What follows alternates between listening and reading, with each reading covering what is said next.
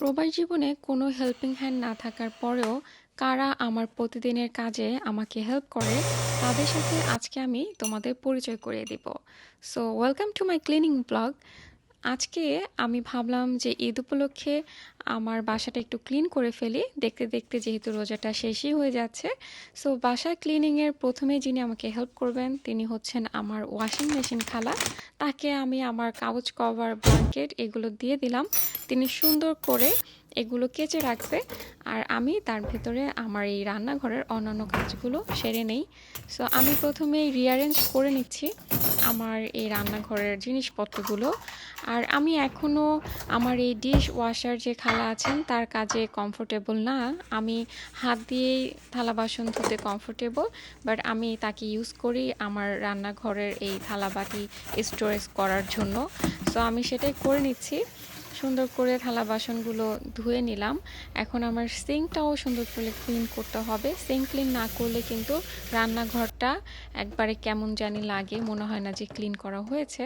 So এখন আমি রান্নাঘরের কাউন্টার টপগুলো সুন্দর করে স্প্রে করে তারপরে টিস্যু দিয়ে সুন্দর করে মুছে নিব। এরপরে আমি আমার ফ্রিজ, মাইক্রোওয়েভ সব কিছুই কিন্তু সুন্দর করে মুছে নেব। এটা আমি প্রতি সপ্তাহে মিনিমাম একবার করা ট্রাই করি, যেহেতু আমি রান্নাঘরে প্রতিদিন কাজ করি না। সো আমার কিন্তু প্রতিদিনই রান্নাঘর ক্লিন করার কোনো দরকার পড়ে না।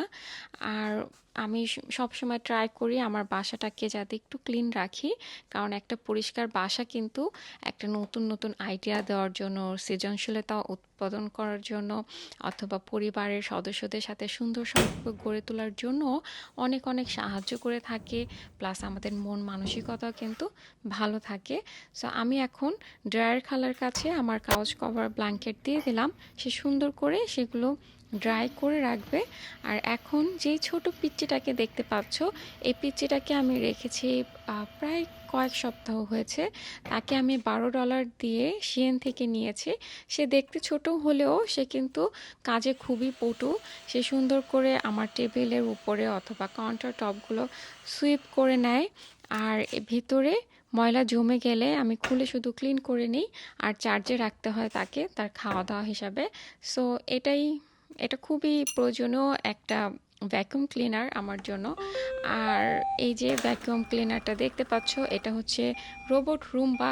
সো এই রুম্বা খালাকে আমি নিয়েছিলাম কস্কো থেকে, ক্রিসমাসের সময় সেলে নিয়েছিলাম। $500 মতো পড়েছিল। সো তার কাজ কিন্তু খুবই সুন্দর। সে সুন্দর করে এখন এই আমার উডেন ফ্লোর, তারপরে আমার বেডরুমের যে কার্পেটের ফ্লোর সব কিছু ক্লিন করে রাখবে। আর তাকে শুধু আমার সারাদিন চার্জে রাখতে হয়।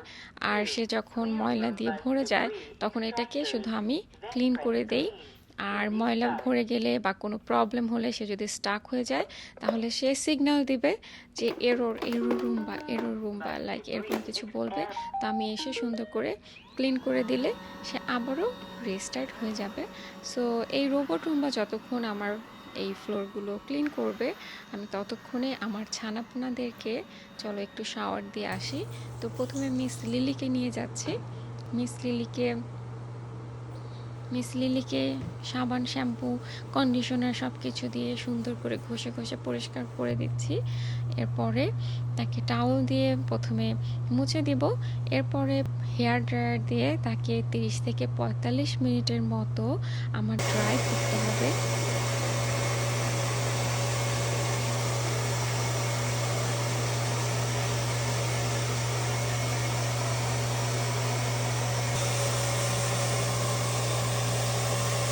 এই হচ্ছে অবস্থা।